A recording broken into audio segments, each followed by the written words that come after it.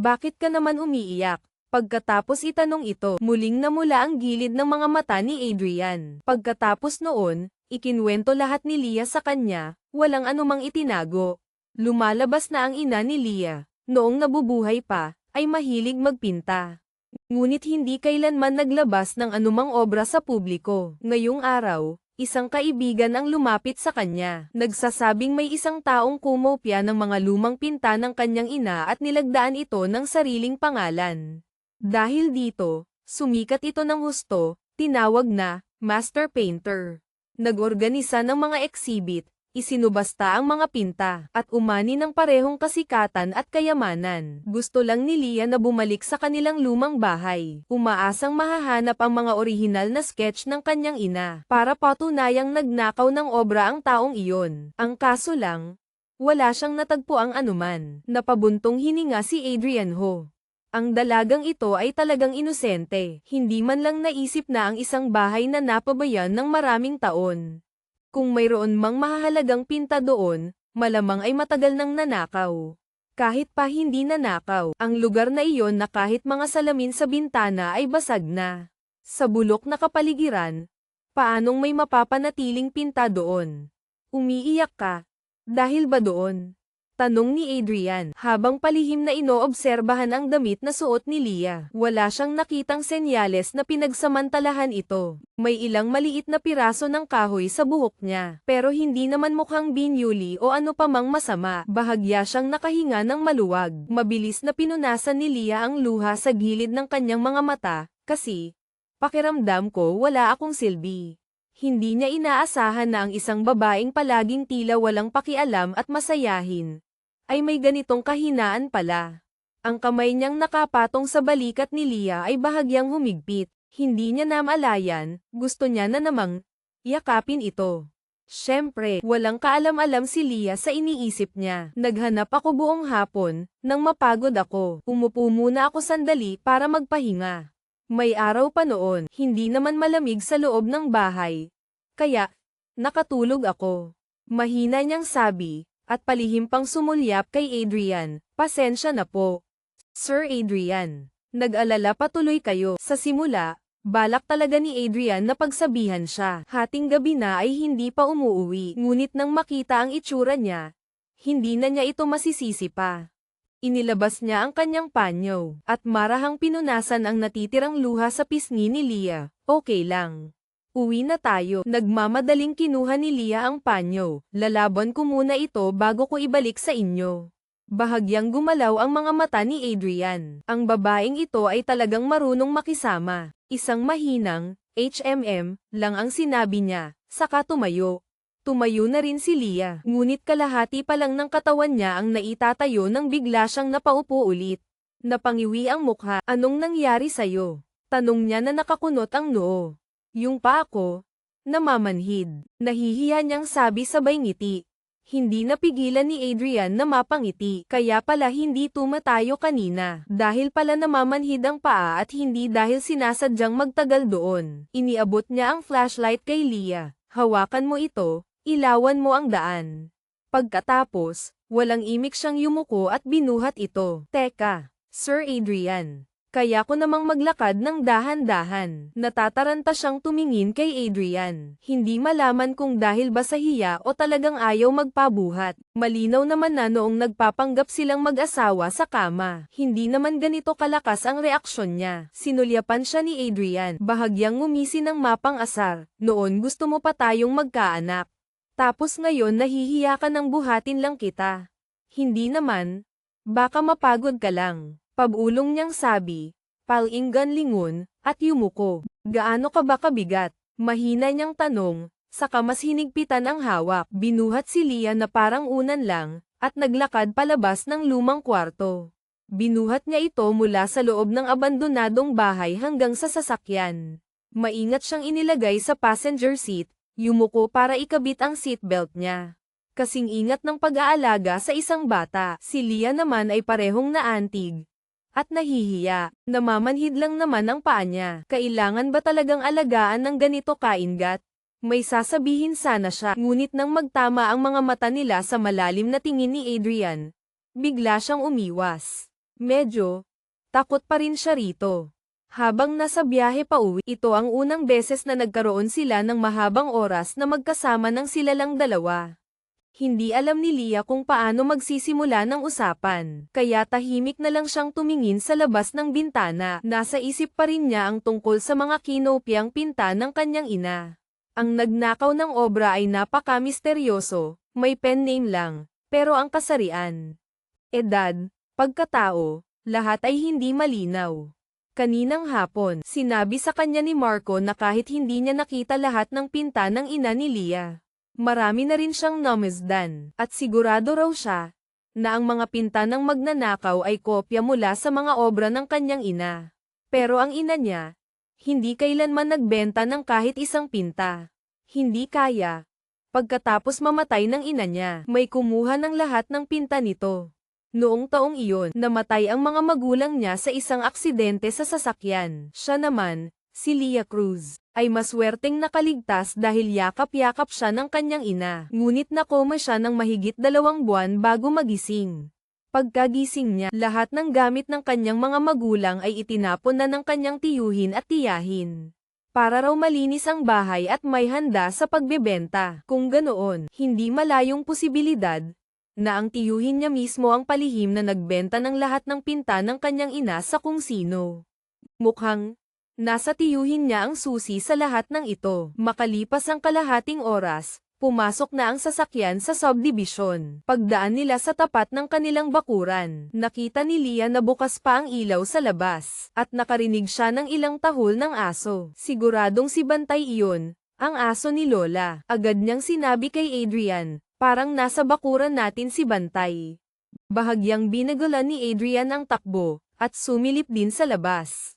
Mataas ang pader ng bakuran, at automatikong umilo ang motion sensor light sa loob. Mamaya, daan tayo sa main door, batiin natin si Lola. Tumango si Leah, pero iniisip pa lang ang eksenang kailangan na naman nilang gumanap bilang sweet na mag-asawa. Medyo naiilang na siya, palihim siyang sumulyap sa katabi. Kalmado pa rin ang mukha ni Adrian. Steady lang ang pagmamaneho papasok sa garahe, pinatay ang makina, at bumaba. Lahat ay kalmado at maayos. Yun nga lang, pagkababa niya ng sasakyan, bigla niyang hinawakan ang kamay ni Leah at ipinatong sa braso niya. Kailangan nating magpanggap ng kaunti para makita ni Lola. Napanguso si Leah, hinayla ang kamay, saka inilipat ito para hawakan na lang ang kamay ni Adrian. Bahagyang yumuko si Adrian, tila nagtataka. Yumuko si Leah at bumulong, mas natural siguro tingnan kung ganito. Saglit na natigilan si Adrian, saka agad hinigpitan ang hawak sa kamay ni Leah. Ramdam na ramdam ni Leah ang init mula sa palad ni Adrian. At bahagyang kumabog ang puso niya. Ang pakiramdam na hawak ng mahigpit ni Adrian ang kamay niya, matatag at kakaibang init ang dulot, ay nagparamdam sa kanya ng proteksyon. Ngunit dahil din dito, lalo siyang nahiya. Naiilang pa siya nang biglang itinaas ni Adrian ang isa pa niyang kamay at inilagay sa likod ng ulo ni Leah. Natural siyang napaatras ng kaunti. Huwag kang gagalaw. Pagkasabi noon, marahan niyang pinunasan ang dumi sa dulo ng ilong ni Leah. Saka maayos na hinawi ang ilang hibla ng buhok papunta sa likod ng tenga nito. Pinagmasdan ang mukha ni Leah ng 2 segundo. Saka tumango na parang nasisiyahan. Nahihiyang kinusat ni Leah ang ilong na pinunasan ni Adrian. Gusto mo? Akyat muna ako para maghilamos bago bumati kay Lola. Hindi na kailangan. Okay na ngayon. Kanina kasi mukha kang inapi. Pagkasabi noon, basta na lang niyang hinawi ang bangs ni Leah. Hinawakan ang kamay nito, at sabay silang naglakad papunta sa main door. Sumabay si Leah sa paglakad ni Adrian, maingat ang bawat hakbang. Ngunit kahit simpleng kilos lang tulad ng paghawi ng bangs, sapat na para bahagyang kiligin ang puso niya. Ang pakiramdam na inaalagaan, mula nang umalis si Adrian noon, matagal na niyang hindi naramdaman ulit. Pero, malinaw pa rin sa kanya ang isang bagay, ang kabaitang ipinapakita ni Adrian sa kanya ay hindi dahil sa pagmamahal, kundi dahil gusto niyang mapanatag si Lola tungkol sa kanilang kasal. Pagpasok pa lang sa bakuran, agad tumakbo si Bantay papalapit habang winawagayway ang buntot at dumamba kay Adrian. Tumahol ito ng ilang beses, Saka bumaling kay Leah. Siniksik ang basang ilong sa kamay niya. Masayang iwinawagayway ang buntot. Ngumiti si Leah at hinaplos ang ulo nito. Narinig ko pa lang sa labas. Alam ko nang ikaw yan. Naamoy mo kaming dumating. Ano? Oh, bantay. Huwag kang magulo. Narinig ang boses ni Lola. May kasamang tawa. Dahan-dahan siyang naglakad papalapit sa dalawa, gamit ang kanyang tungkod. Sabay na bumati sina Leah at Adrian. Lola. Saka sila lumapit. Nakapantulog si Lola. May balabal na lana sa balikat. Ang puti niyang buhok ay hindi kasing ayos ng dati. Simpleng clip lang ang gamit. Mukhang kagigising lang mula sa pagpapahinga. Mahinang nagtanong si Adrian. Bakit gising pa po kayo, Lola? Ngumiti si Lola. Nakita kitang umalis kanina sakay ng kotse. Hindi ako mapakali. Kaya tinanong ko sana si Leah kung anong nangyari. Ang resulta, wala si Leah. Kaya naghintay na lang siya sa bakuran para sa kanilang dalawa. Pagkakita kay Leah, agad siyang nagtanong, bakit ngayon ka lang umuwi? Nag-iisip pa si Leah kung anong isasagot ng marahang hinigpitan ni Adrian ang hawak sa kamay niya at siya na ang sumagot, kumain lang po si Leah kasama ng mga kaklase niya. Abi kaya sinundo ko na. Tiningnan sila ni Lola ng salaitan. Saka bahagyang ngumiti, nakita kitang humarurot palabas ng bahay. Akala ko may nangyari na kay Leah. Mabuti naman at nakauwi na kayo. Sige na, magpahinga na kayo. Uuwi na rin ako. Pagkasabi noon, dahan-dahan siyang lumakad palabas gamit ang tungkod. Ay nalalayan siya ng dalawa hanggang sa gate. Pagkalagpas sa gate, ibinaba ni Lola ang tungkod. Hinawakan ito na parang espada sa likod.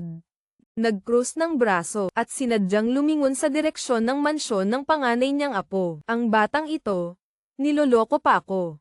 Anong kumain kasama ng kaklase? Halata namang namumula pa ang mga mata ni Leah. Magasakay iyak. Kung hindi siya inapi ni Adrian, ano pa bang dahilan? Kung hindi siya nagtatampo, bakit naman hindi umuwi buong gabi ang bata? Siguradong dahil sa sobrang lamig ng pakikitungo ng apo ko. Kaya nasaktan ang bata at yung pagpapanggap nilang sweet kanina. Mukhang para lang sa akin yun. Napabuntong hininga si Lola at bumulong sa sarili. Mukhang kailangan ko pang manatili dito ng mas matagal. Para turuan ng leksyon itong matigas ang ulong apo ko.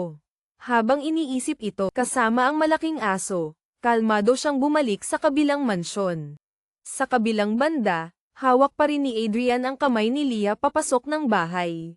Pagdating sa lalagyan ng sapatos, nahihiyang sumulyap si Leah sa kanya. At saka lang dahan-daang binitawan ni Adrian ang kamay niya. Silang dalawa na lang ang naiwan sa bahay. Hindi malaman kung bakit naging kakaiba ang katahimikan. Bahagyang uminit ang pisngi ni Leah. Yumuko siya at nagmadaling magpalit ng tsinelas. Sir Adrian, akyat na po ako. Sandali, may itatanong ako. Agad tumayo ng tuwid si Leah. Sige po. Ano po iyon? Yung lalaking sumando sa'yo kaninang tanghali. Sino yun? Magkasama kayo buong hapon. Halata namang alam na niya ang sagot. Siyempre, alam ni Adrian Ho kung sino si Marco Santos. Bukod sa tagapagmana ng pamilyang Santos, siya rin ang pinakabatang CEO ng Santos Group. Gayunpaman, ang taong iyon ay kilalang suplado at mahirap lapitan. Gusto niyang malaman paano nakilala ni Leah ang ganoong tao. At gaano sila kalapit. Pero si Leah ay walang itinago. Marco Santos po ang pangalan niya. Noong nabubuhay pa po ang mga magulang ko, kapitbahay namin siya. Matalik po ang pamilya namin. Pagkatapos, nag-aral siya sa ibang bansa. Kahapon lang siya bumalik. Ngayon, hinanap niya ako. Niyayang dumalaw sa puntod ng mga magulang ko. Doon niya rin po naikwento sa akin yung tungkol sa nagnakaw ng pinta ni Mama.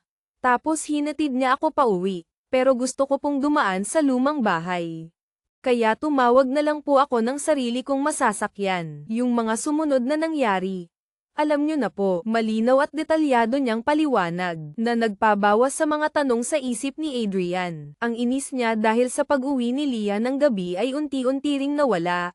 Ngunit hindi pa rin niya nakalimutang paalalahanan, mag-asawa na tayo. Isang pamilya. Kung may problema, sabihin mo muna sa akin. Masunerang tumango si Leah, saka bahagyang nag-alinlangan, at mahinang nagsalita, actually, may isang bagay po. Hindi ko kayang mag-isa. Gusto ko sanang humingi ng tulong sa inyo. Sige, sabihin mo. Panipi, yung taong nagnakaw ng pinta ni Mama. Misteryoso po talaga. Ang alam lang po, ang pen name niya ay Pumong, pero bukod doon, wala na pong ibang impormasyon. Panipi, kumunat ang noo ni Leah, at bumigat ang boses, kahit si Kuya Marco. Na maraming nakitang pinta ni Mama, hindi rin mahanap ang tunay na pagkatao niya. Nang marinig na naman ang pangalan ni Marco Santos. Bahagyang sumimangot si Adrian, pero dahil ang dalaga na mismo ang humihingi ng tulong, wala na siyang masabi pa. Papaimbestigahan ko. Napangiti ang bahagyang namamaga niyang mga mata. Sinsero at mahinahon siyang nagsalita. Salamat po talaga, Sir Adrian. Bahagyang tumango si Adrian. Isang mahinang, lang ang sagot. Ang dalagang ito ay talagang masunurin, pero yung paulit-ulit na, Sir Adrian. Po, kayo, hindi niya alam kung bakit nakakainis pakinggan. Leah, natigilan siya saglit. Tila hindi pa sanay sa tawag na iyon. Po, mag-asawa na tayo. Huwag mo na akong tawaging na Sir Adrian. Opo, o kayo, mula ngayon. Baka marinig ni Lola. Mahirap ipaliwanag. Panipi, nakinig siya at seryosong tumango. Kung ganoon po. Kung hindi Sir Adrian. Ano po ang itatawag ko sa inyo? Diretsyong tumingin si Adrian sa kanya. Kahit anong gusto mo. Bahagyang napakagat-labi si Leah. Halatang may naisip ng itawag, pero nahihiyang sabihin kaya nilunok na lang ulit. Sa itsura niyang iyon, halatang, mahal, o, asawa ko, ang gusto niyang itawag. Pero, naiilang siya kaya hindi masabi. Hindi siya pinilit ni Adrian, matyaga lang siyang naghintay. Totoo ngang naisip ni Leah na tawaging, mahal, pero, parang nakakasuka. Hindi niya kaya kung tatawagin naman siyang, Adrian, lang, parang, ang bastos pakinggan. Walang galang. Naalala niyang 7 silang taon ang agwat, kaya pumili na lang siya ng tawag na medyo malapit pero may distansya pa rin, kung ganoon po. Kuya Adrian na lang po. Tumingin si Adrian sa kanya nang nakatagilid ang ulo. Saka bahagyang tumikim, sige, ngumiti ng malapad si Leah. Sige po. Kuya Adrian, akyat na ako para matulog. Good night po. Good night. Pagkatapos ngumiti, tumakbo na siya paakyat ng hagdan. Parang kuting na pabalik sa lungga, maingat ang mga hakbang pero puno ng sigla. May elevator naman sa bahay, pero parang gustong-gusto niyang umakyat ng hagdan. Bawat hakbang ay mabilis, naririnig ang tag-tag-tag na parang nakikipag-unahan sa sarili. Tumayo si Adrian sa gitna ng hallway ng ilang segundo, saka tumalikod at dahan-daang umakyat din ng hagdan. Sinusundan ang direksyon kung saan nagpunta si Leah. Nang gabing iyon, tinawagan ni Adrian ang assistant niyang si Leo. Pinag-utos na imbestigahan ang pintor na nagngangalang Fumong. Sabi ni Leo, napansin na raw niya talaga ang taong iyon noon.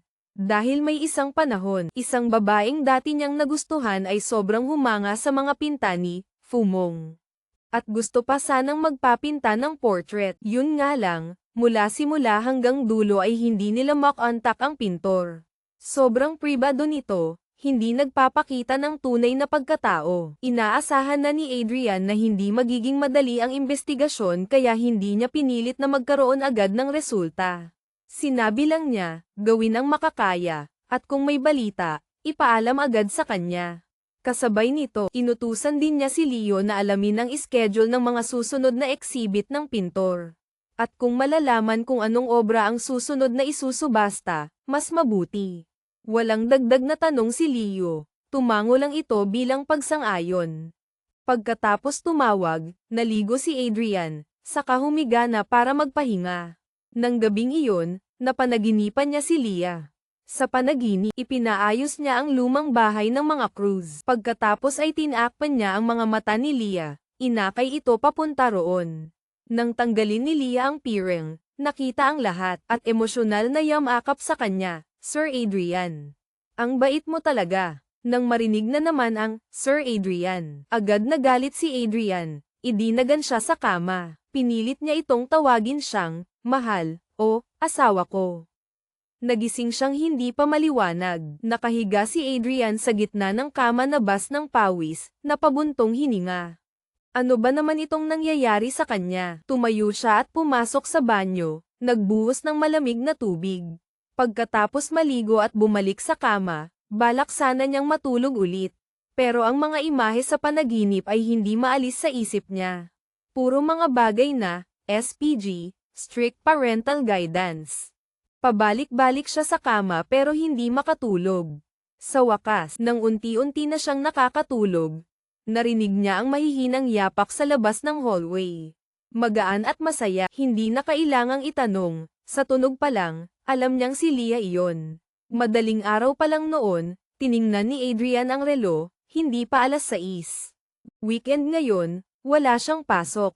Pero bakit ang aga niyang gumising? May gagawin ba siya? Nagsuot siya ng manipis na robe at bumangon. Paglabas niya ng kwarto, sakto namang dumaan si Leah sa tapat ng pinto niya, nagmamadali papuntang hagdan. Mabilis na humakbang si Adrian at hinawakan ang pulso ni Leah. Natigilan si Leah, muntik ng matamba, at lumingon na nakangiti, ang aga mo nagising. Magandang umaga, Kuya Adrian. Bahagyang tumango si Adrian. Tiningnan siya mula ulo hanggang paa. Nakasuot siya ng puting sports jacket, itim na leggings, kumpletong running outfit na bumagay sa kanyang balingkinitang katawan. Hindi niya namalayang napako ang tingin niya sa maliit na baywang nito. At, hindi malaman kung bakit naalala niya ang panaginip kagabi, kung saan hinawakan niya ng mahigpit ang baywang nito. Pinipilit siyang tawagin siyang, mahal. Nagmamadali niyang binitawan ang kamay ni Leah. Bahagyang umubo, magjo-jogging ka. Opo, hindi ako makatulog, kaya tatakbo muna ako saglit, masigla niyang sabi. At tiningnan din siya, ngunit nang mapadako ang tingin niya sa bahagyang nakabukas niyang robe, agad siyang umiwas. Namula ang mga pisngi. Bahagya lang nakabukas ang kwelyo pero namula na siya ng ganoon. Paano pa kaya noong araw na pumasok siya sa kumot nito? Lumapit si Adrian ng isang hakbang. Sinadyang asarin ito. Okay na ba ang pakiramdam mo? Sinulyapan siya ni Leah at nagmamadaling yumuko. Pilit na ngumiti, walang mangyayari kung sisimangot lang ako. Ngumisi si Adrian, mahinang nagsalita, maganda yang ganyang pag-iisip. Napakagat labi si Leah. Bahagyang umatras, at nautol, Kuya Adrian. Gusto mo bang sumabay? Hihintayin kita magbihis. Natawa si Adrian, gusto ko sana. Pero baka kailangan mong akayin ng isang bulag. Hindi kailangang tingnan para malaman, naiilang ang dalaga. Nagkukunwari lang na kalmado. Pero nang makita siyang nahihiya na hindi malaman ang gagawin, ang dating madilim na mood ni Adrian ay biglang gumon. Natigilan si Leah saglit, saka nagmamadaling humingi ng pasensya. Ay, pasensya na po, nakalimutan ko. Sige. Sa susunod na lang po, sabay tayong mag-exercise.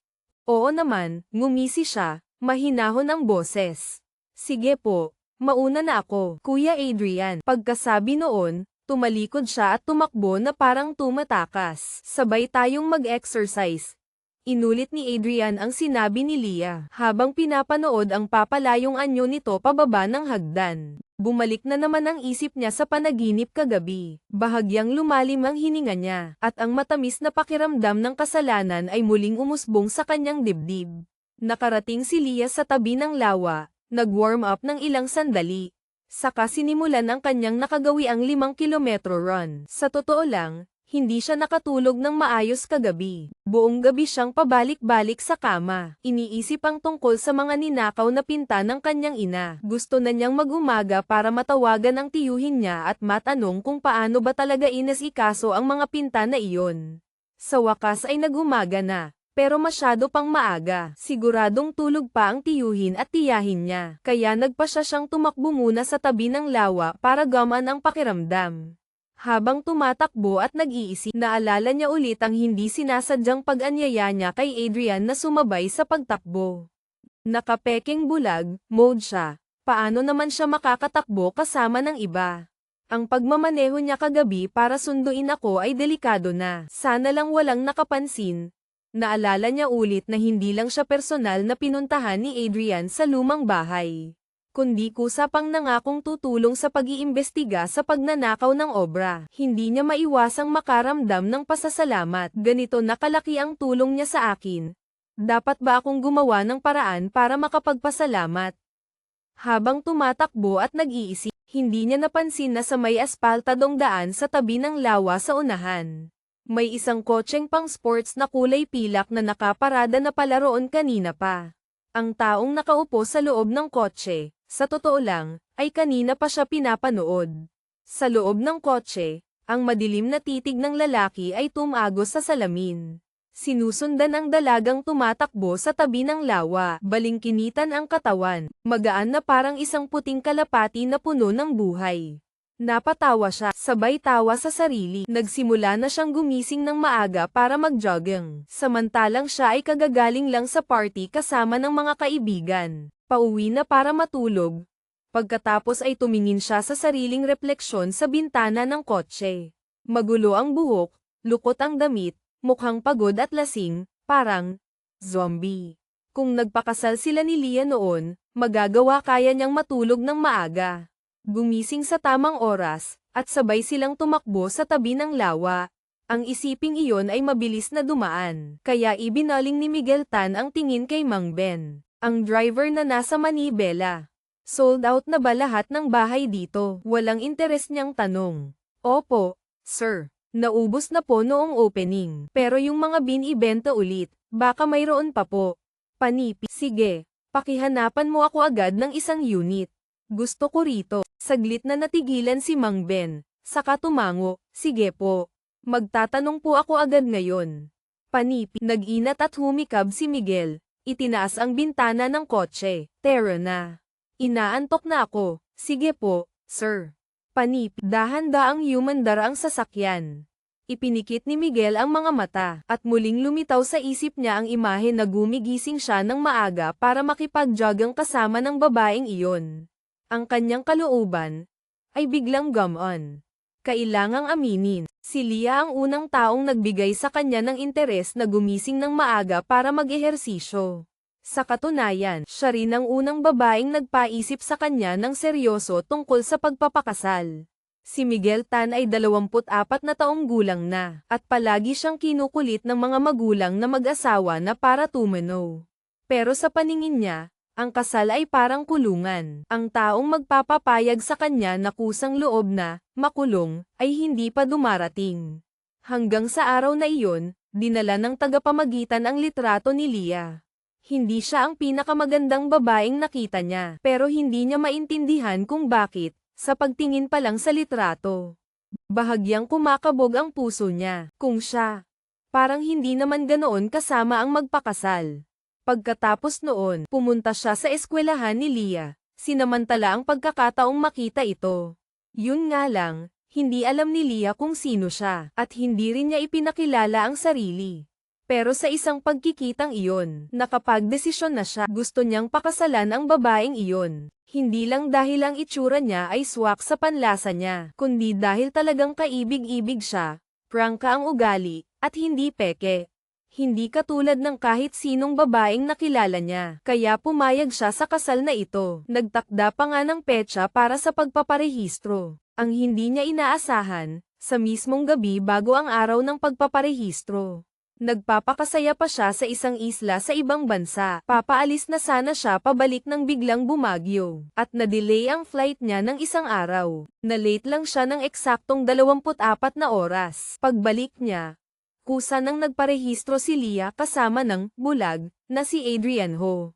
Noon niya lang nalaman na sa paningin pala ni Leah, mas gugustuhin pa niyang magpakasal sa isang bulag kaysa sa kanya, si Miguel Tan. Pero sa pagkakaalam niya, 2 beses pa lang nagkikita sina Leah at Adrian. At wala pa silang malalim na nararamdaman para sa isa't isa. Ang pagpili niya kay Adrian kaysa sa kanya, ay malamang dahil sa hindi pagkakaunawaan. Ayos lang. Kung may hindi pagkakaunawaan, madali lang ayusin yan. Hindi siya naniniwala na may taong talagang gugustuhing makasama habang buhay ang isang bulag. Habang iniisip ito, pinaikot-ikot ni Miguel Tan ang singsing sa kanyang daliri.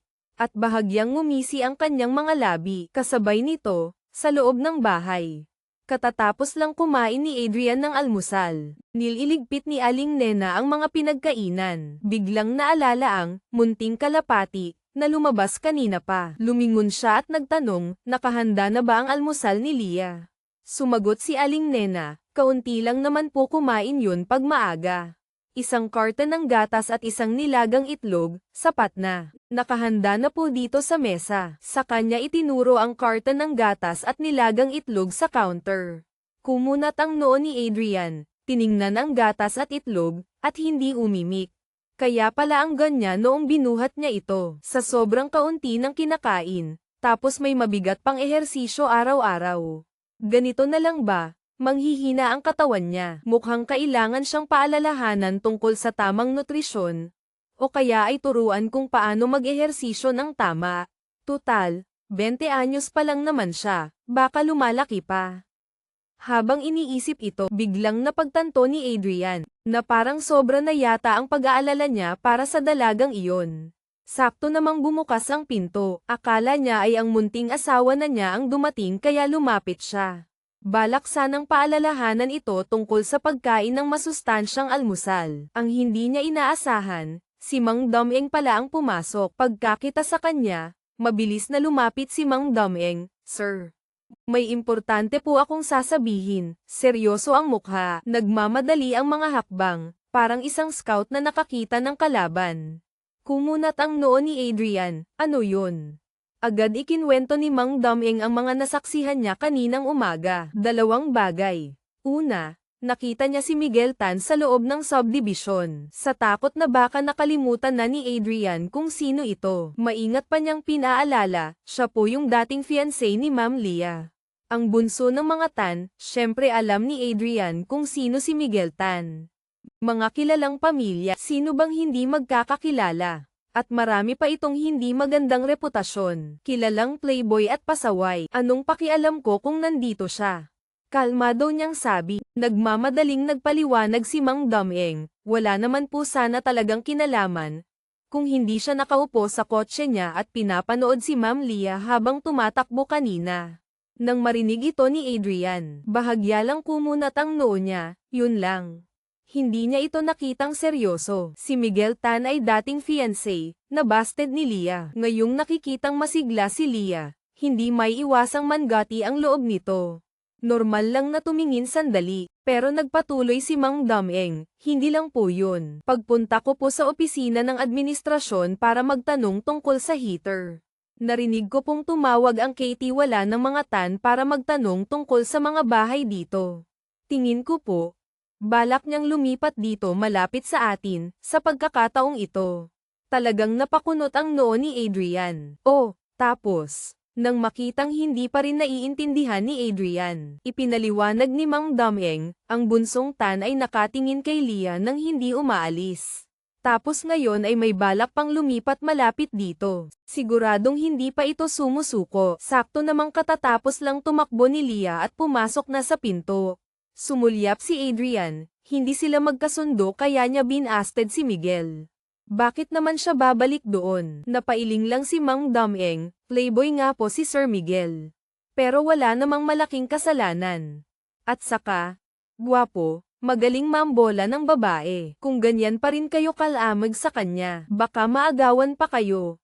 Hindi pa siya tapos magsalita. Pumasok na si Leah sa bahay. Basa-basa pa ang buhok niya. Bahagyang mamasa-masa ang damit sa dibdib dahil sa pawis. Namumula ang mga pisngi pagkatapos mag-ehersisyo. Lalo siyang naging masigla at kaakit-akit tingnan. Pagkakita kay Adrian, nakangiti siyang lumapit. "Kuya Adrian, galing akong palengke. Lulutuan sana kita ng almusal. Hindi ka pa kumakain, di ba?" Nakangiting sabi ni Aling Nena na nasa tabi, "Ma'am Leah, kung ano pong gusto niyong kainin, ako na lang po ang magluluto." Panipi, nagmamadaling iwinasiwas ni Leah ang kamay, "Ako na po ngayon. Gusto kong matikman ni Kuya Adrian ang luto ko." May sasabihin pa sana si Aling Nena, pero mabilis na sumingit si Mang Dameng. Sabi po ni Sir kanina, gutom na raw siya.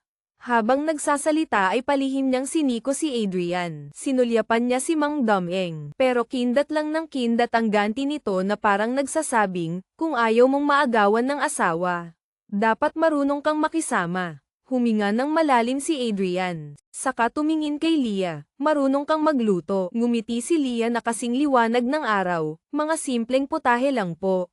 Kaya naman, Hintayin nyo lang ako saglit, magbibihis lang ako tapos magluluto na. Pagkasabi noon, nagmamadaling umakyat si Leah. Lumingon si Adrian para suman ng tingin si Mang Dameng. Pero umiwas ito ng tingin na parang walang nangyari. Saka hinayla si Aling Nena palabas ng hardin para pag-usapan ang mga halaman. Naintindihan agad ni Adrian, mula taas hanggang baba sa bahay na ito. Lahat sila ay kakampi ni Lola. Pero teka, bigla na lang gustong magluto ng almusal ng dalaga para sa kanya. Pasasalamat kaya ito sa pagsundo niya kagabi. Kahit ano paman, gusto niya ring matikman ang luto nito. Kahit na, kabubusog niya lang. Makalipas ang 10 minuto, nakita ni Adrian si Leah na nagmamadaling bumaba ulit. Nakapalit na siya ng malinis na pambahay. Ang buhok niya ay parang hindi pa nasukli, basta na lang tinali sa isang maliit at magulong bun, na nagpamukha sa kanya lalong inosente at kaibig-ibig. Nagsuot siya ng apron at dumiretso sa kusina. Si Adrian naman ay kumuha ng magazine at umupo sa may kitchen counter para panoorin siyang magluto. Seryoso siyang nagtatrabaho, malinis ang kilos. Halatang hindi ito ang unang beses niyang pumasok sa kusina, pero kung ano ang niluluto niya, hindi niya alam. Sa mga ginagawa niyang paghihiwa at pagtutadtad, hindi niya mahulaan. Nang magsimula siyang magbalot ng wontons, doon niya lang nalaman na wonton soup pala ang ginagawa niya para sa kanya. May isang hibla ng buhok na nalaglag sa noo niya, kaya ginamit niya ang likod ng palad para alisin ito. Ang hindi niya inaasahan, nadumihan pa ng harina ang mukha niya. Ang itsura niyang ito na parang wala sa sarili, ay kamukang kamukha ng isang bagong kasal na hindi pa sanay sa kusina. Sakto namang tumama ang sinag ng araw sa umaga mula sa bintana papunta sa kanya. Kaya nabalot siya ng mainit at banayad na liwanag. Biglang naisip ni Adrian, na magkaroon ng ganito ka-cute na asawa sa bahay. Parang, hindi naman pala masama. Ibinaba niya ang magazine na hindi pa niya nababasa kahit isang pahina, tumayo. Pumasok sa kusina, at pumunta sa likuran ni Leah. Narinig ni Leah ang papalapit na mga yapak, natural siyang lumingon. Hindi niya inaasahang sobrang lapit pala ni Adrian, kaya tumama ang ilong niya sa dibdib nito. Kuya Adrian, ikaw, hindi pa niya natatapos ang sasabihin. Iniabot na ni Adrian ang kamay sa likuran niya. Halos yakapin siya sa pagitan ng katawan niya at ng kabinet sa likod. Napasandal ang likod niya sa kabinet. Tumingala siya sa matangkad na lalaki sa harapan niya at saglit na natigilan. Parang isang maliit na kuneho na biglang nakaharap sa isang mabangis na hayop. Natulala ng ilang segundo. Maya-maya, saka lang siya nakapag-react. Hindi ba ito yung parang wall slam? Habang natataranta, biglang yumuko si Adrian at lumapit pa. Kumakabog ang dibdib niya. Sa sobrang kaba ay nablangko ang isip niya. Pero naalala niyang mag-asawa na sila. Kinagat niya ang labi para pakalmayan ang sarili, at mariing ipinikit ang mga mata. Kung hahalik siya, sige na. Total mag-asawa naman kami. Pero, hindi siya hinalikan ni Adrian. Ngumisi lang ito, at nagsalita ng may halong biro, kukuha lang ako ng prutas. Bakit ka namumula? Pagkasabi noon, kalmado niyang iniabot ang kamay sa likuran ni Leah at kumuha ng isang dalandan mula sa fruit basket. Idinilat ni Leah ang mga mata, tumingala sa lalaking mas matangkad sa kanya ng isang buong ulo, puno ng pagtataka. Ganoon siya kalapit, paanong hindi siya mamumula, at saka kukuha lang ng prutas. Hindi ba pwedeng dumaan na lang sa gilid? Kailangan talagang sumiksik ng ganoon para makuha. Hindi pa siya tapos mag-isip, umatras na si Adrian, sumandal sa counter at kalmadong nagbalat ng dalandan. Marahil napansin niyang nakatingin si Leah. Iniabot niya ang kabablat lang na prutas sa harap nito. Gusto mo? Umiling si Leah at nagpatuloy sa pagbabalot ng wontons habang nakayuko. Kinuskus niya ang ilong gamit ang likod ng palad. Nanataman ng dibdib ni Adrian kanina, at parang naamoy pa rin niya ang hininga nito na malapit sa kanya. Malamig. At malinis. Ano ba talaga yung nangyari kanina? Nag-o-overthink lang ba ako? O, sinadya ni Kuya Adrian. Tumayo si Adrian sa tabi niya. Dahan-daang kinakain ang bawat segment ng dalandan. Itinapon ang balat sa basurahan saka tumingin sa mga gulay sa gilid. May palengke ba malapit dito? Meron po, maikling sagot ni Leah. Saka nagpatuloy sa pagyuko at paggawa. Malayo ba? Paano ka pumunta? Pinilit niyang kumalma, lumingon at ngumiti kay Adrian. Hindi naman po masyadong malayo, nasa bandang silangan po ng subdivision. Tumatakbo lang po ako papunta doon. Hindi pa po kayo nakakapunta. Hindi ako dito nakatira dati. Huminto siya saglit saka idinagdag. Actually, kahit sa ibang palengke hindi pa ako nakakapunta. Panipi, tahimik siyang nakiramay sa binatang ho. Siguro dahil kailangan niyang itago ang tungkol sa mga mata niya, kaya hindi siya madalas lumabas. Naalala niya ang pagmamaneho ni Adrian kagabi para sunduin siya. Oo nga pala. Kahapon po nung sinundo niyo ako, natakot po ba kayong baka may makakita? Kalmado niyang sagot, tinted yung bintana ng kotse, at saka walang sumusunod sa atin. Mabuti naman kung ganoon. Nakahinga siya ng maluwag, nang makitang nakatitig pa rin si Adrian sa mga gulay. Ngumiti si Leah at sinabi, Kuya Adrian, pag hindi nyo na po kailangang magpanggap na bulag, isasama ko po kayo sa palengke. Masaya po doon, pag pumunta lang ako, nawawala lahat ng problema ko. Bahagyang ngumiti si Adrian, ang babaw naman pala ng kaligayahan mo. Medyo lang po, nahihiya niyang sabi sabay tawa. Pagkatapos noon, hindi na naman niya alam ang sasabihin. Sa totoo lang, medyo estranghero pa rin sila sa isa't isa. Kaya lang sila nakakapag-usap ng natural, ay dahil lang talaga sa lakas ng loob niya. Pero ang kaninang magaan na banwihi ay naging awkward ulit, kaya yumuko na lang ulit si Leah at nag-focus sa pagbabalot ng wontons. Medyo naparami yata ang nagawa niyang palaman, kaya hindi maubos-ubos ang pagbabalot. Kinailangan niyang bilisan ang kilos. Isang tiklop, isang pisil, mabilis na nakagawa ulit ng isa pa. Kumunat ang noo ni Adrian. Pinanood ang mabilis na mga kamay ni Leah, noong nakatira ka pa sa tiyuhin mo. Nagluluto ka rin ba? Akala niya ay na-misinterpret siya ni Adrian, kaya nagmadali siyang magpaliwanag. Hindi po, may katulong po kami sa bahay. Kahit hindi maganda ang pakikitungo ng tiyahin at tiyuhin niya, hindi naman umabot sa puntong pinagluluto siya. Saan ka natutong magluto? Wala pong formal na aral. Nanunood lang po ako sa katulong namin tapos ginagaya ko. Tumango si Adrian, saka lumapit. Agad nanigas si Leah pero dumiretso lang si Adrian sa lababo. Binuksan ang gripo para maghugas ng kamay, saka nagsalita, dahan-dahan ka lang. Hindi ako nagmamadali. Opo, nakangiti niyang sagot. Sa wakas ay bumalik na ang binatang ho sa may kitchen counter. Umupo. Kinuha ang magazine at nagbasa. Hindi na siya tiningnan. Palihim na nakahinga ng maluwag si Leah. Kumuha lang ng dalandan pero muntik na siyang atakihin sa puso. Naalala niyang minsan ay seryoso siyang nag-aral magluto para sa isang tao. Pero sa huli ay hindi niya rin ito napagluto. Bigla siyang nakaramdam ng kaunting lungkot. Siguro, mapaglaro lang talaga ang tadhana. Pagkaraan ng ilang sandali, natapos din ang almusal. 2 mangkok ng mainit at umuusok na wonton soup ang inihain. Malinaw ang sabaw, may ilang piraso ng seaweed, at binudburan ng berdeng sibuyas sa ibabaw. Mukhang napakasarap. Naghanda rin siya ng 2 side dish, isang atsara, at isang seaweed salad. Sa harap ni Adrian ay may dagdag pang isang bilog at dilaw na pritong itlog. Ang sa kanya naman ay yung nilagang itlog lang na inihanda ni Aling Nena. Inayos niya ang lahat, saka tumingin kay Adrian na puno ng pag-asa. Matagal na po akong hindi nagluluto. Hindi ko po alam kung masarap pa.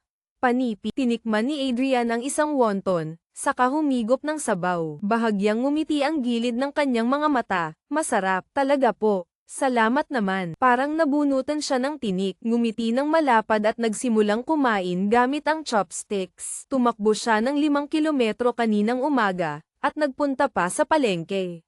Kaya gutom na gutom siya ngayon at medyo mabilis kumain kaysa karaniwan. Si Adrian naman ay katatapos lang kumain ng almusal, busog pa talaga. Kaya napakabagal niyang kumain. Ngunit nang makita niyang napakasarap kumain ni Leah, parang nagutom na rin siya. Bakit bigla mong naisip ang ipagluto ako ng almusal? Tanong ni Adrian habang kumukuha ng side dish. Inilapag ni Leah ang chopsticks. Seryosong tumingin sa kanya. Sabi niyo po kasi kagabi tutulungan niyo akong imbestigahan yung pintor. Hindi ko po alam kung paano magpasalamat, kaya naisip kong ipagluto na lang kayo ng wonton na pinakamagaling kong gawin. Panip, simple ang sinabi niya, pero napakasinsero. Nang makita ang seryosong mukha ni Leah, hindi napigilan ni Adrian na biruin ito. Isang beses lang. Medyo natigilan si Leah. Hindi naman po, kung nagustuhan nyo, gagawan ko pa kayo ulit. Kaso baka hindi kasing sarap ng luto ni Aling Nena, baka hindi nyo magustuhan.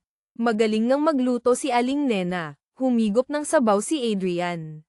Ibinaba ang kutsara, at tiningnan si Leah. Pero hindi rin pahuhuli ang luto mo. Sakto sa panlasa ko. Nang marinig iyon, napangiti siya hanggang sa mga mata. Kung ganoon po, araw-araw ko kayong ipagluluto ng almusal. Bahagyang ngumiti si Adrian. Hindi niya maintindihan kung bakit may babaeng ganito kasimple sa mundo, na hindi man lang napapansin ang pahiwatig sa sinabi niya. Pero totoo ngang ang ganitong klaseng pagiging simple ang talagang gusto niya. Ito ang unang beses na kumain silang dalawa ng magkasama. Para kay Leah, ang pagsalo sa iisang mesa, ang pagkain mula sa iisang lutuan. Ang tunay na kahulugan ng pagiging isang pamilya, kaya agad nagbago ang pananaw niya. Pakiramdam niya ay mas naging malapit sila ni Adrian. Hindi pala siya kasing sanggit at kasing hirap lapitan gaya ng sabi-sabi. At saka, habang kumakain at nag-uusap, parang magkaibigan lang. Nabawasan din ang tensyon sa pagitan nila. Pagkatapos kumain, medyo nag-alala pa siya. Hindi niya alam kung kulang ba ang niluto niya. Kuya, busog ka na po ba? Kung hindi pa, luto pa ako ulit. Hindi na, busog na ako. Panip, mariing tumanggi si Adrian. Kung kakain pa siya ulit, baka kailangan na siyang isugod sa ospital. Yun nga lang, pinilit niya ang sarili na kumain hanggang sa mabusog para lang hindi ma-disappoint si Leah. Nang maisip niya iyon, hindi niya alam kung matatawa ba siya o maiiyak. Matapos kumain, masipag na niligpit ni Leah ang pinagkainan. Habang naghuhugas ng pinggan, bigla niyang naalala ang kailangan niyang gawin ang tawagan ang kanyang tiyuhin para magtanong tungkol sa mga pinta ng kanyang ina. Pinunasan niya ang kanyang mga kamay at kinuha ang telepono para tawagan ito. Matagal bago may sumagot, at nang sumagot ito, halatang bagong gising at walang gana. Hello? Sino to? Inis na tanong ng nasa kabilang linya. Tito. Si Leah po ito, magalang niyang sagot. Oh, Leah, napatawag ka. Tila walang interes ang boses nito. Tito, gusto ko lang po sanang itanong kung natatandaan niyo pa po ba kung ano ang nangyari sa mga painting ni Mama pagkatapos ng aksidente.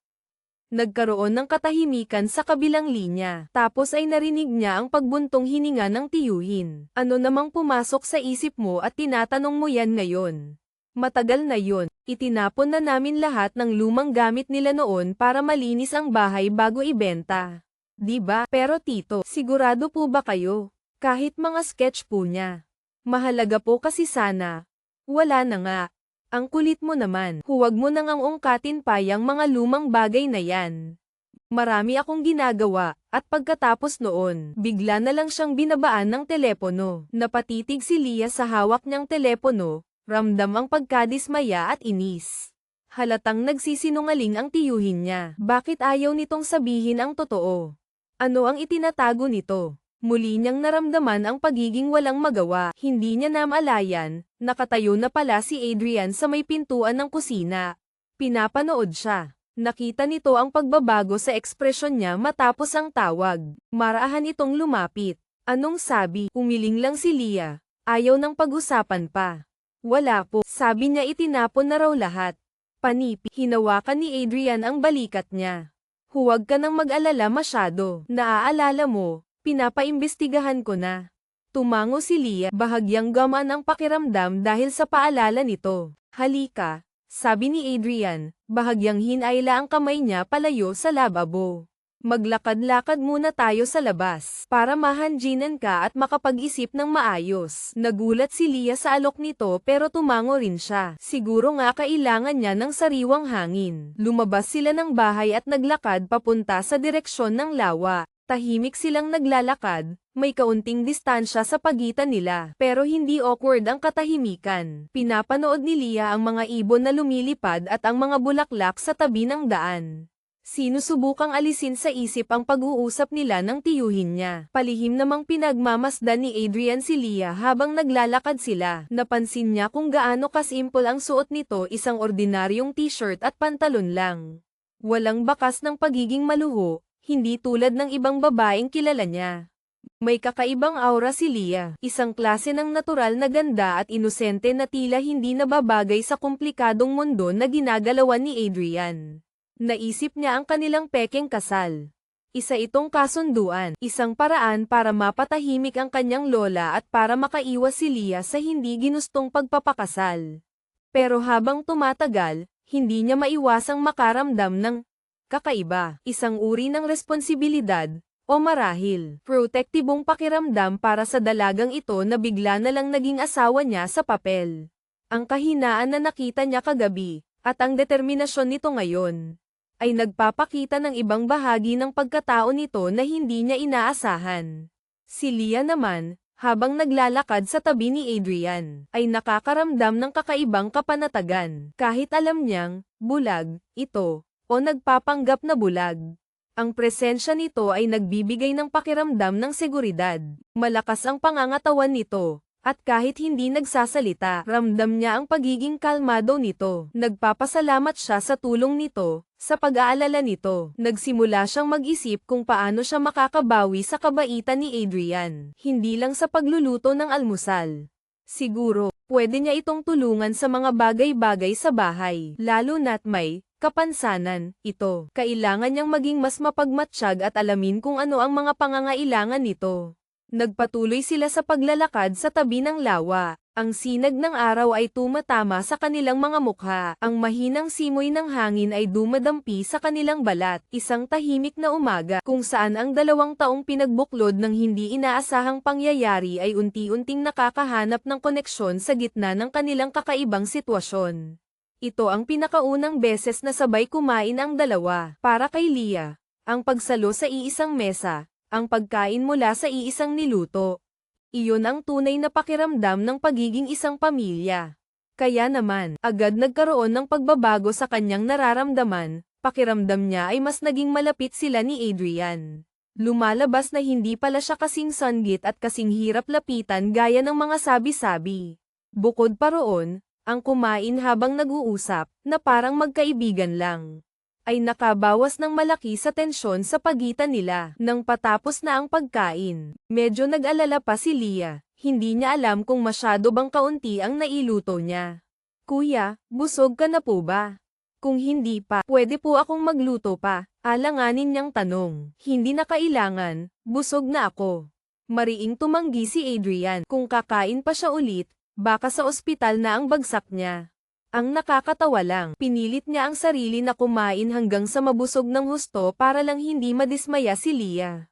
Nang maisip niya iyon, hindi niya alam kung matatawa ba siya o maiiyak.